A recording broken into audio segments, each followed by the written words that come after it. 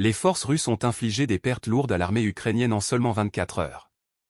Selon le ministère russe de la Défense, jusqu'à 305 militaires ukrainiens ont été tués et 7 véhicules blindés détruits. Une avancée stratégique qui renforce la position des troupes russes sur le front. Restez jusqu'à la fin pour comprendre les détails de cette offensive et ses implications sur le conflit en cours. N'oubliez pas de vous abonner et de partager cette analyse. Les unités du groupe de troupes russes, Centre, ont intensifié leurs opérations le long de la ligne de front, ciblant plusieurs positions clés tenues par les forces ukrainiennes.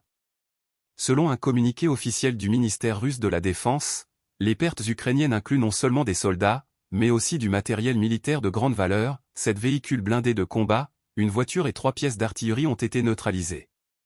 Ces attaques ont eu lieu dans les zones des localités de Zverevo, Sergeyevka, Udaknoye, Shevchenko, Andreïevka et Uspenovka, situées dans la République populaire de Donetsk.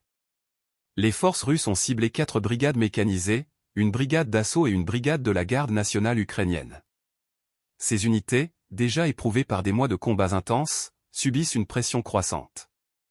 Les pertes humaines et matérielles signalées par Moscou, si elles sont confirmées, représentent un coup dur pour l'armée ukrainienne, qui tente de maintenir ses positions face à une offensive russe bien organisée.